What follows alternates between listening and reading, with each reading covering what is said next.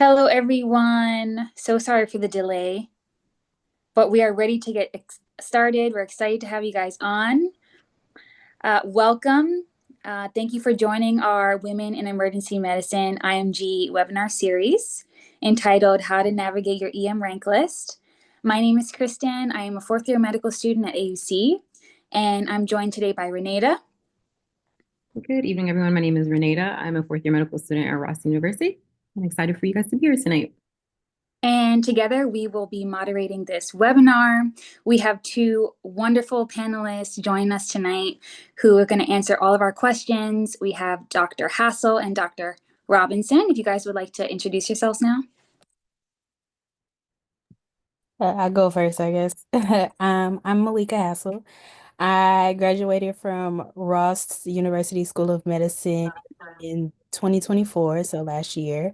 I am currently a first year resident at St. Louis University Hospital here in St. Louis, Missouri. Hey everyone, Marcus Robinson here. I'm an intern at Advent Health East Orlando, Ross graduate. I want to say happy National Women's Physicians Day to all the women out there. I want to keep the shout outs. Yes. Yes, thank you, thank you. We're gonna jump right into it, guys. We're gonna get started with our questions. We have some pre-planned questions, but if any questions kind of come to mind as the webinar progresses, pop them in the chat. We'll get to them by the end. Okay, Renata, do you want to take it away? Yes, already. So the first question that we have for you guys is how many programs can we rank, and do you have to pay for the rank?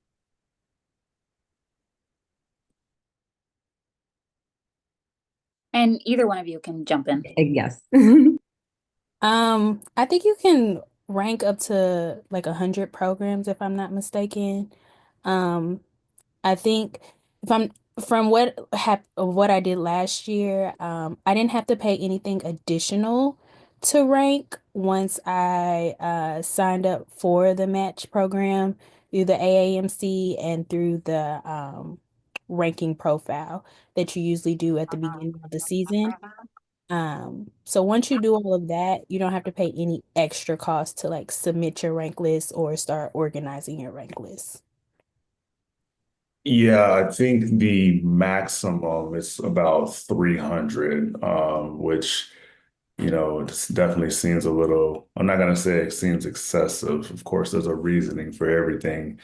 But yeah, I think after 20 is when the fees start accumulating. So I'm not really sure what the fees are. But I know personally, I think last year I ranked 13 programs. So I didn't have to pay.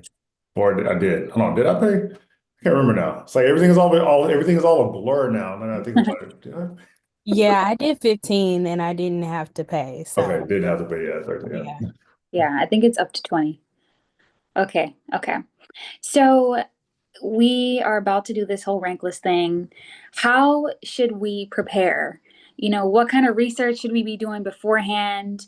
Um, how do we evaluate if a program is a right fit for us? Kind of what are your tips for kind of the preparation as we put our list together? So I guess I'll go first. I'll tell you from experience what I did. So as I was going through the interview trail, um, after each interview, I would make a pros and cons list of what I liked about the program and things that I particularly didn't like about the program, whether that had been like location or, a 4 year versus 3 year, or, maybe the pay range. I made a list of those during the interview trial. Um, and kind of kept up with that. So when it came time to rank, I went back to that and kind of went as a refresher. Okay, what did I like about this program, And then I kind of wrote down also in that pros and cons the vibes that I got. Did I feel like I would, mix and mingle well with the residents? Did I feel like I in a sense had to not be myself as much? Did I had to like stray away from like some of the characteristics that people really enjoy about me? Like sometimes I'm bubbly, and I'm very energetic, or I like, make jokes about everything. So making sure I found a program like that. When it came down to ranking, ultimately, I considered those things, but I considered what was most important for me. And what was most important for me was coming back home. So my whole goal was to come back home and be closer to my family because I had spent the last 4 years farther away and missed a lot of significant events, births of nieces and nephews and things like that. So being home and being closer for those things was very important to me. And that's what I kind of ranked higher in my list than a lot of other things when it came down to it. Yeah, I kind of took a similar approach with the note taking. I had notes after every single interview. I had like a list of different requirements, different things that I was looking for in programs. At this point, during this process, I feel as if everyone is probably finished with their interviews. So hopefully you were able to keep notes, going the whole entire time in real time. Whatever emotions you had after that interview is probably how you truly feel about that program. For me, last year, I had already rotated at my number one. Like, as soon as I rotated there, that was my number one. And I went into interview season saying, hey, this is my one. Who's going to be two, three, and the rest of them. So for me, it was just trying to make sure I had, you know, well, actually, two was pretty much solidified too, but making sure that 3 through 6 and on down were places that I actually could see myself training because I didn't want to go any place that, especially like a city where, I don't know, I just feel like I would be miserable. Like anything north, anything above the Mason-Dixon line, no, absolutely. Snow, no, I'm not waking up for a 5 a.m., 6 a.m. shift to shovel snow off my car and then get to the ER. I'm not doing that. So, certain things were important to me. Having protected time for didactics the night before was important to me. Making sure that all the residents are usually at didactics. To me, that's important because it's like we're trying to prepare for board prep, so that was important. Free food was another one, free parking, direct flights, because I'm in Orlando, so I literally have direct flights to Dallas anytime I want to, hop on Southwest and go home. And so, I mean, I'm in a destination spot. Family comes here a lot. All my family's in Texas, but Malik, I should have taken your approach, but the thing is that Texas has nothing but a bunch of academic programs, and I didn't want an academic program for residency, so I steered clear of most academic programs. So, Yeah, and you got an opportunity that I didn't actually have. I never got to rotate at my number one or number two program. mm, So me interviewing at these programs and like making myself, making them aware that I was highly interested, even though there had been other students who may have rotated, even though they never got to see me in action or anything like that. I was really big on my top programs, making sure I did that, sending up those follow-up emails and things like that after the interview. One thing I can say is if you didn't make a pros or con during the interview trail season, it is okay. Um, you definitely can go back to each program's website and kind of go through like their frequently asked questions or look on the website. Sometimes that would give me a refresher of things that I may have forgotten to write down or may have forgotten to think about when I was looking over those lists. I went back to all of those web pages and kind of just was like, okay, let me look at it again, look at the location, look at what they have to offer me, the free parking, the didactics, things like that are some of the things they can tell you like on the website. The vibes thing is definitely something that you have to get during the interview, but some of the stuff you can go back and kind of make that list based off what you find on the website or reaching out to other residents at that program. Okay. Okay, that's a definitely an extensive list. Sounds like location is kind of top for the both of you guys, perks, those kind of things. I'm curious, now that you guys are in your first year, is there anything that maybe you wish you had considered um, beforehand, or are you guys committed to kind of these list of things you would consider before? I don't know. Your answer would change now that you guys are. in your first year? No, I would have chosen the same program 10 times out of 10 times over and Okay. over again, Okay. without any Absolutely. doubt. So the strategy works, Yeah, guys. Strategy works. the strategy definitely works. It's just there's other things that happens in residency that no matter what we talk about, just you just mentally and emotionally can't prepare for, Right. um, one of the things that I was unprepared for was just the amount of emails that I received from everyone dealing not just with the EM program, but just with the hospital and metrics. I'm not even, like, and the thing is that I'm not even at, people crap on ACA programs. I do not. I'm not an ACA program, but they crap on them. But my hospital has a lot of metrics from sepsis to door-to-doc time to how many patients you're seeing an hour. And yes, all that stuff counts as an intern. Trust me, they start measuring that stuff immediately. Like as soon as you sign up for a patient, so those are, things that you get exposed to once you start and things that we're not even thinking about because, at the time we're just trying to match right now, uh, Right. but it's, again, it becomes a interesting roller coaster. I'll tell you that. Yeah, Yeah. I'm And sure. to add to that, with any residency program, I feel like you never expect to really quantify how exhausted you'll be, um, and how like kind of taxing that is on your body. So even though I love my program, I do get exhausted. I literally just got off of 31 nights in trauma. So literally I worked from 5 p.m. to 5 a.m. 6 days a week. And I loved it every day I was there. But I soon realized February 1st came and that was like my first real off day where I didn't have to go in the next day and I like slept for 16 hours. And it's okay, but I still love my program, even though I had to do that. It's just one of those things that my program calls it's the stepping stone of intern year. Once you get through that, you can master any rotation that you go to from then on. So, yeah. You guys definitely gave us a lot to think about. A lot to think about.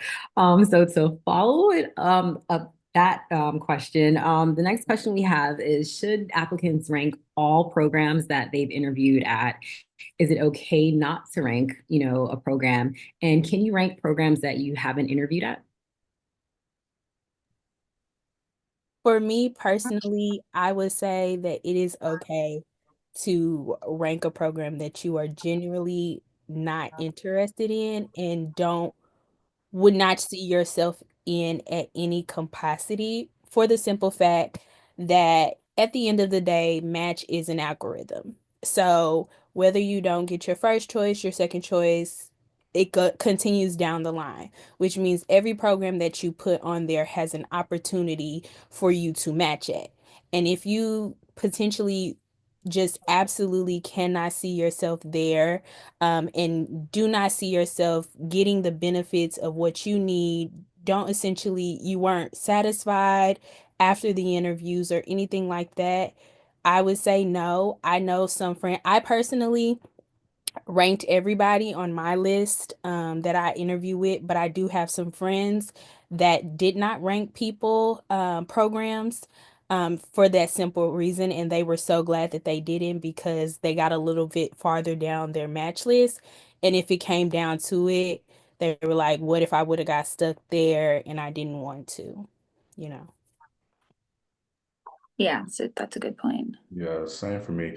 I think there was only one program I interviewed with that I did not put on my rank list. It was just not, it just wasn't a vibe that I was going with. And just kind of as they were explaining the details of their program, I wasn't feeling a connection. So I, just went ahead and just hit next or whatever whatever terminology we want to say. So, I mean, good program. I just felt like it wasn't a fit for me, so I did not rank them at all. Okay, we have a really quick question in the chat. Someone wants to know, did either of you reach out to any of the programs you ranked to take a second look? Um, Just no, I personally did not, because a lot of the programs you interview with, they end up sending an email saying that, hey, we're having a second look, for these for these certain dates. Last year I went to two second looks. I ended up having to cancel two because of weather. But yeah, the program should have had second looks, from like December on till like mid-February. Yeah, same. I went to two second looks. They were offered by the program. Actually, I went to three. They were offered by the programs, which was really nice. But I do know, which is something that my program did this year that I didn't know about, is that you could reach out to them if you were in town and had already interviewed with them, and asked to about a second look. And usually I did my second looks like the second or third week in February. So it's still not too late because some programs they'll let you know if they've submitted their rank list or not.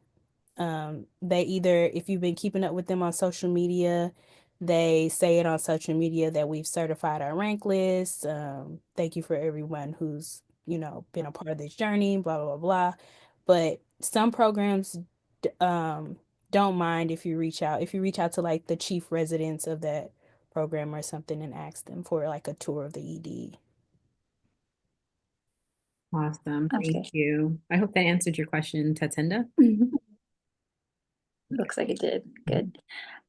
Just out of curiosity, did any of them submit or end certify like any of the programs before the end of the deadline, or does that usually happen after March 5th, I believe? I'm not sure. Okay. I know there was one program that I was following on the trail that was on my rank list that kind of put it Facebook like a Instagram post out and said like thank you, we've concluded interviews, and then like once they certify rank list, they've kind of said like we've concluded our like interview season for the year or something like that to that effect, and kind of gave me that clue like, oh okay, they've certified their list already. And I think that was like mid-February-ish. Okay. Okay. And then jumping off of that, can anyone make changes to their rank list after they've certified it?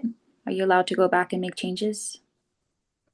Yes, but you have to recertify. And that's what Okay. people Main thing. fail to remember is that even you can make changes up until the last date, but you have to recertify. If you don't recertify, then even your original list that you had kind of goes astray, if I'm not mistaken. Okay. Okay. So that's good to know then. Am I right? Thank you. Thank you.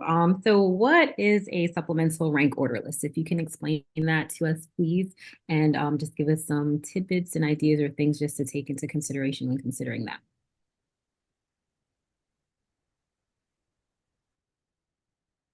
I'm sorry. Ask the question again. I'm sorry. Say it again.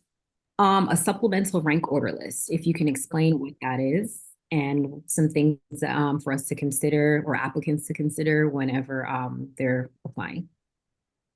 Supplemental rank order list. Holy crap. That evades me right now. What, trying to think of what, hmm, I'm not 100% sure. Malik, have you heard, have you? I have not heard of that. Neither. I usually they have like another list when you do soap, but that's a whole different thing. Yeah.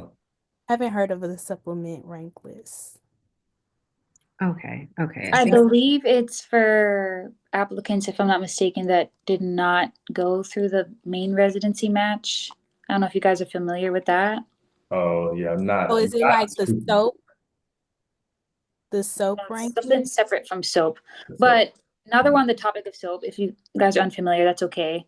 Um, can you kind of talk about the soap process and in the event that anyone goes unmatched?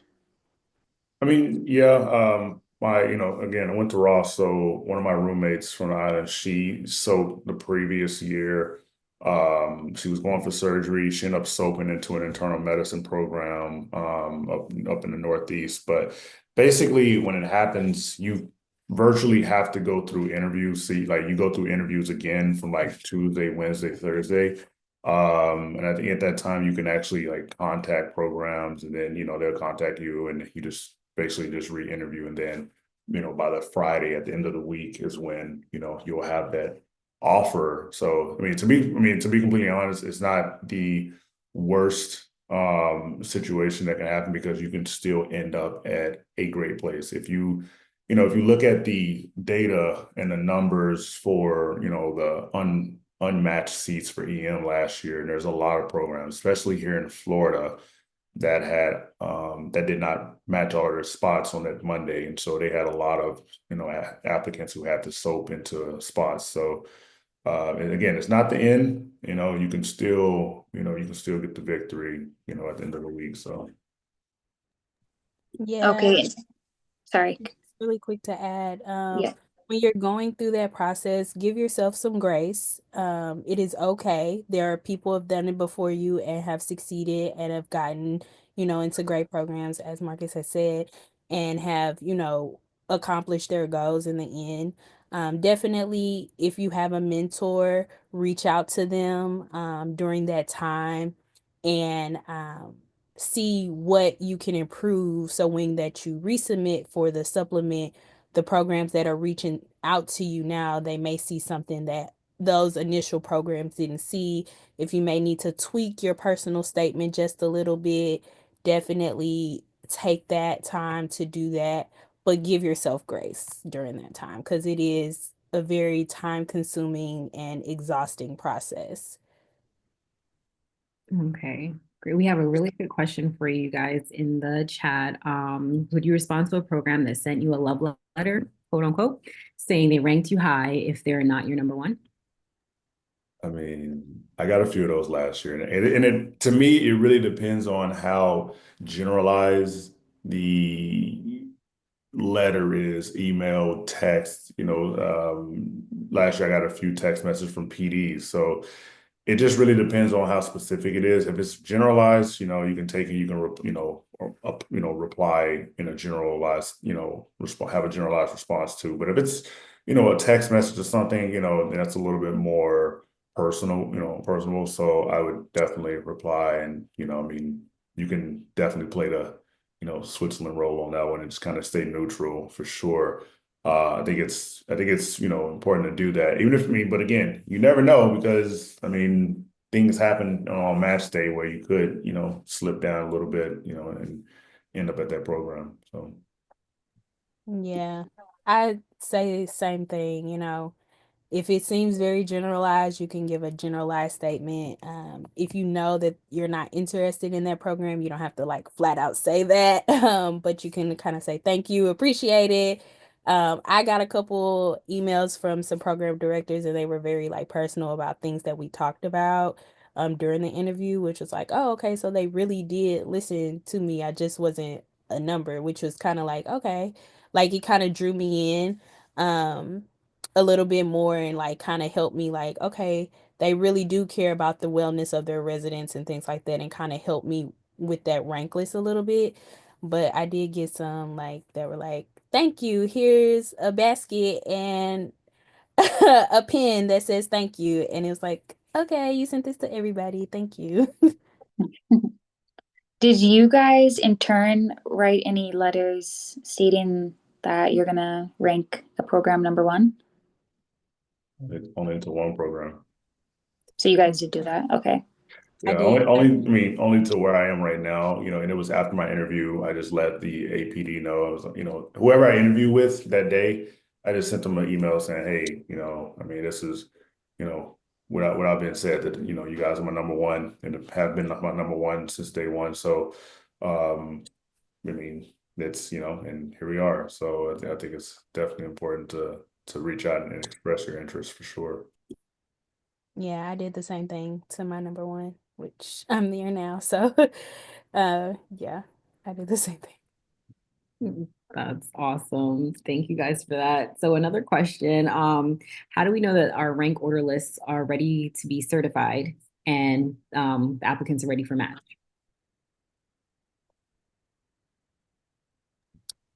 um I feel like that's a personal um feeling. Once I ranked my list when it became available. I put everything in and I certified it that first day. And then I kind of just took a moment and took the rest of the days to really like think about what I had solidified and if I was okay with my choice and going the a continued days after that and having just such a breath of fresh air and like a peace about the decision that I had made was my confirmation that I was doing the right thing, that I picked the right program, and everything that was for me would be for me. Um, and that it was essentially just a combination of all of my hard work is not going to go to fault. I just have to trust the process. And yes, it is a numbers game, but the numbers are for us to fall in our favor. So I kept thinking of it, it's going to fall in my favor. I did what I was supposed to. Now everyone else just has to do what they need to do. Yeah, I feel the same way. I mean, I think I just like officially submitted last year on Valentine's Day, so it was just kind of like a, this is the love I'm sending out. You know, it's Valentine's Day, so here we go. So this is love at first sight. So so I think the only thing that had me, as far as like my number one and number two and number three, I was fine with them, but I think it was five and six where I was kind of shuffling those around for some reason. I'm not really sure, but just with that small amount of uncertainty because it's not actually official and it's not actually in the email. And so you just kind of, play that mind game, with yourself and you're like, all right, well, I could fall, but where do I want to fall? If I fall too far, where do I actually want, which state do I want to end up in? So I think that's a mental game that you have to kind of, overcome too as well. Yeah. To go off of that, and that's kind of where like location was a big thing for me.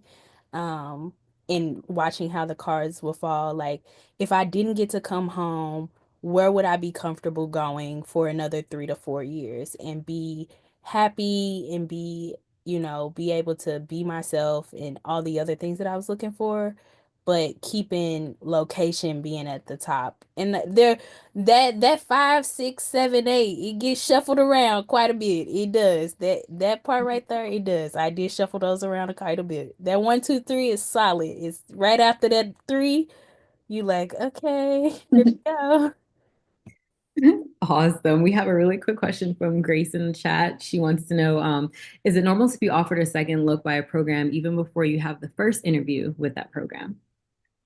Yeah, I think so. I think a lot of the second looks are kind of more so standardized, I mean, and the programs say that it doesn't really affect the rank list. And I don't personally think that it does, but it is a good opportunity for you as a, as a pursuer to see and kind of observe the culture of a particular program, especially if you're going. I mean, plus they kind of wine and dine you, it's almost like they're courting you. They take you to a nice restaurant, they take you on tours, they give you these bags, they give you, gifts, and it's actually it's really nice time. Trust me. You get some really nice gifts. I racked up some stuff there on those second looks, and they do wine and dine you, and you do really kind of see the culture, because you see the residents when they're like they're just in their regular old day and they're just talking to you like this is what it's gonna be. Like you're either gonna take it or not. And that's kind of something that really drew me to my program is just like how upfront everybody was. They were like, we have our bad days, but we're here. So, and it also gave for programs that you don't get to rotate at, which I didn't get to rotate at my top two, and they end up having second looks that I could go to. That gave me an opportunity to show them who I am and put a face with a profile and maybe a little bit more personality than they might have gotten, on a standard interview behind the camera and things like that.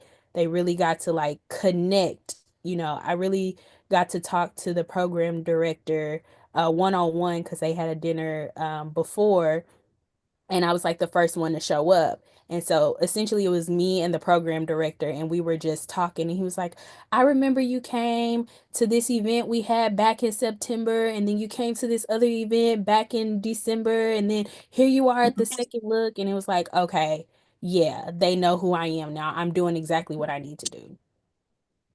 Yeah, that's a good point. Consistently seeing you and remembering your name. Um, That's awesome. that Connie is has a really awesome. yeah. Yeah, I see Connie has a question in the chat for Dr. Robinson. She's asking, why didn't you want an academic program? Kind of what are the pros and cons of an academic program? Because she's kind of trying to figure that out as well. Yeah, for me, it was more so just kind of not wanting to be at a level one trauma center for EM, just because I mean, if you've ever been at one and if you watch what goes on in a code, in a trauma code or whatnot, it's usually the trauma surgeons that run everything, and ER is just kind of there, just standing there as a as a pseudo med student, just waiting to make basically do like conscious sedation or something like that. But for me, at the shop that I'm at, we have no other residents that rotate through like that rotate through my program. Like ortho's not there. There are no trauma surgeons. It's literally just EM physicians at my program at my hospital. And that's the part that I love because we get to do every single procedure without anyone trying to poach. If a trauma comes in, it's not a situation where it's like, oh, you guys take the left side of the chest on, Monday, Wednesday, Friday, and vice versa. So, I have nothing against academic centers. I interviewed at a few, of course, and I thought they were amazing. I mean, a lot of resources. If you're looking into, fellowship opportunities too, I think it's great to, have that name associated with with your CV and everything. It was just a personal preference that I just wanted to be more so at a community hospital that had like a feel of academic lore to it as well. And if y'all are not familiar with my program director, Dr. Andy Little, he is kind of well known in the EM community. He does the EM Over Easy podcast. So I mean, again, it was, once I met him, it was just like, I've got to go train with this guy.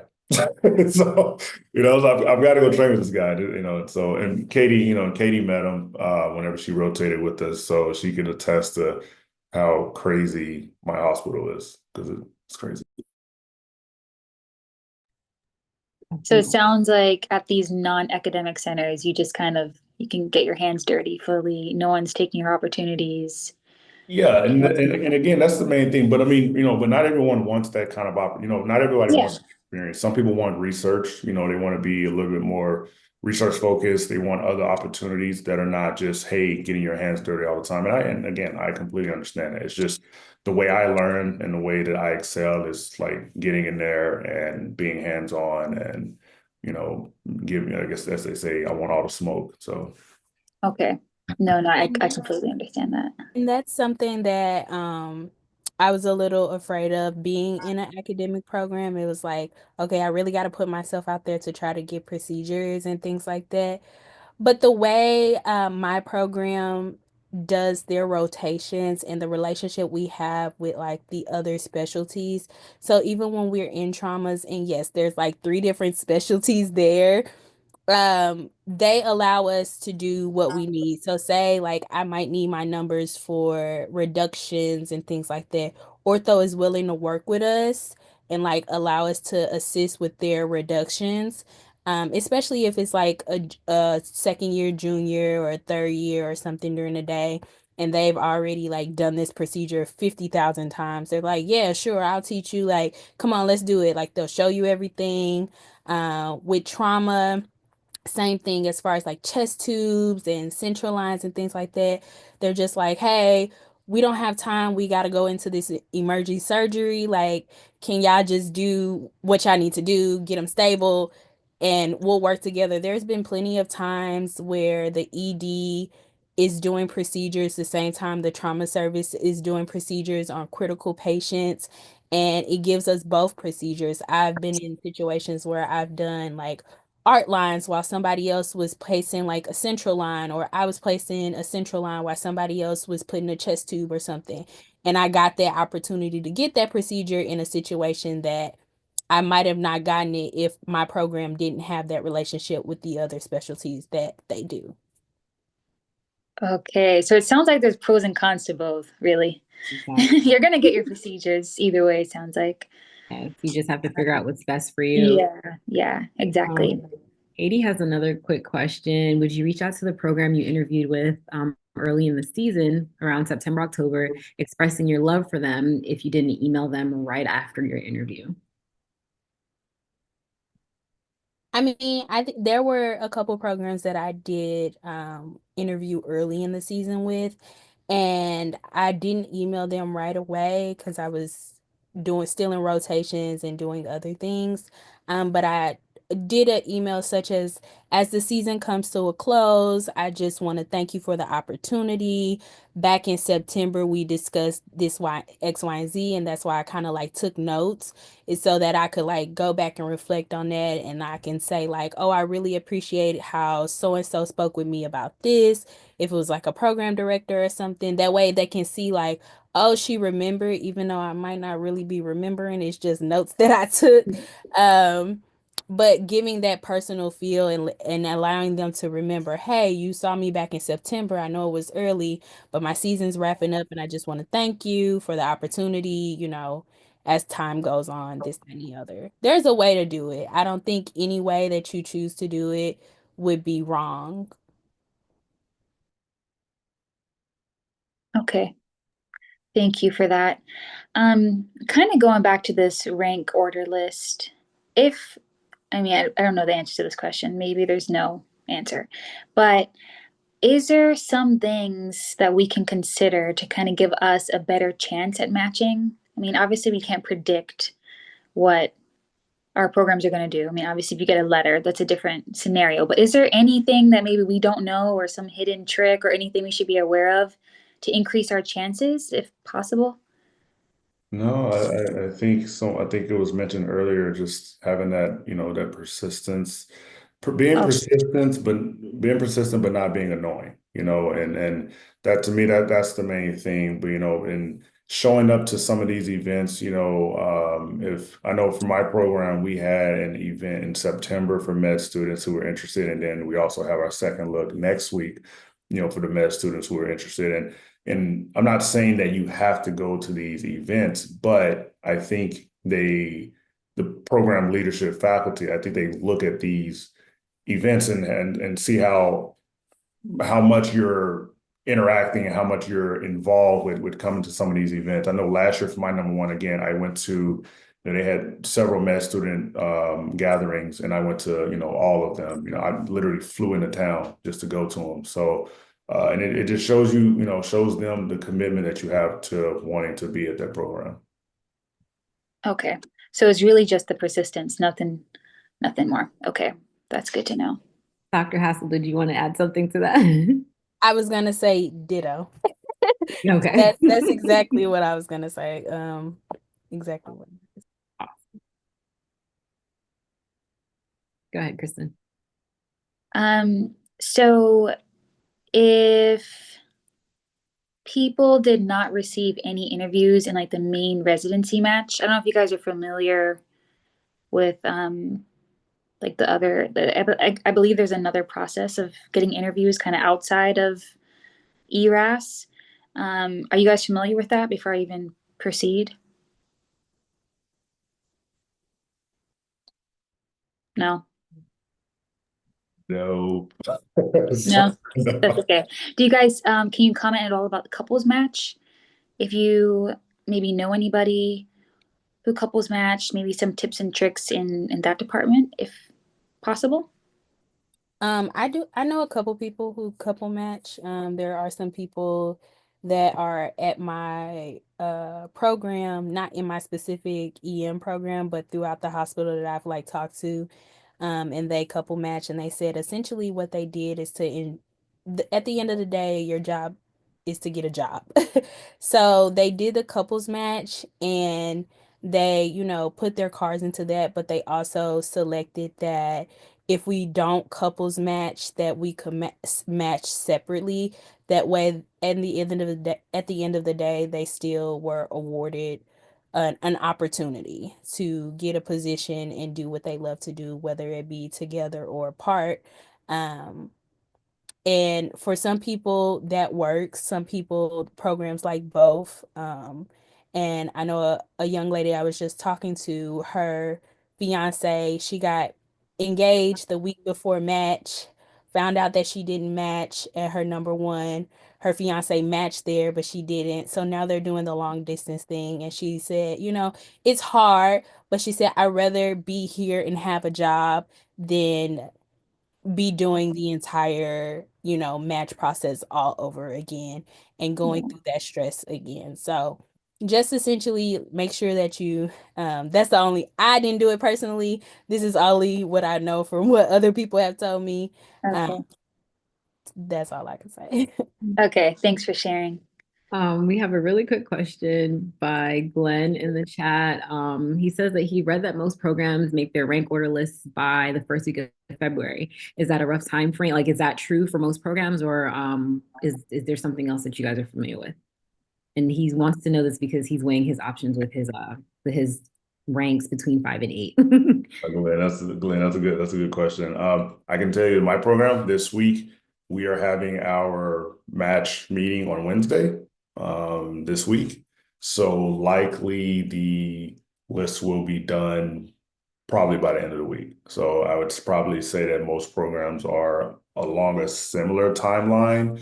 There probably will be some that do it mid-February, but for us right now, we're finished. We're meeting Wednesday night. So, uh, I have yeah. a quick question, Dr. Robinson. You said that you guys have your second looks coming up next week. Mhm. So you guys will do the rank before you do the second look? Because my clerkship director says that the second look doesn't have any impact on the rank list. Gotcha. Okay. Okay. I'm Ours is applying next year, so I'm like, wait a second. Okay. Thank Ours you. is very similar. Okay. We actually have a meeting after our didactics where they're gonna like do lunch and everything for us. And we'll talk about the candidates and things like that because we've been a part of the journey of the applicants and got to talk to some of them as well. And so I think our second look is next weekend. I have no idea when the events are because I never get to go to them because I'm always working. Um, but I think it's next weekend. So our list to be solidified before the second look as well. So that's a very Okay. common thing is what you guys are pretty much saying, that the lists are usually solidified before the second look. So make the best impression during the interviews and your audition rotations if you do get one. Awesome. Okay. Thank you. And yes, Connie, yeah, they said that the second look doesn't impact the list. That's accurate. It seems like Dr. Robinson is saying this is Yeah, it's accurate. Yeah, it's just, very accurate. I mean, of Okay. course, you want to show up to these events, but at the same time, like if the list is already in, then Yeah. I mean, it's you just, I don't know, just kind of Yeah. gambling. But yeah. So would you say at this point it's too late to send a letter of interest? No, I mean, I wouldn't say it's too late. I mean, I would definitely, if you are very interested in the program, don't be coy. Go ahead and do what you need to do. Send an email out tonight, whenever you get off shift or whatever, just go ahead and express your love to a program. Okay. So if anyone has not sent a letter, do it tonight. You heard it here. You guys have any more questions that our panelists didn't answer, or is there anything else that you guys would like to find out? And if it's okay with our panelists, if you can drop your contact information, if you're okay with that in the chat for our guests, please.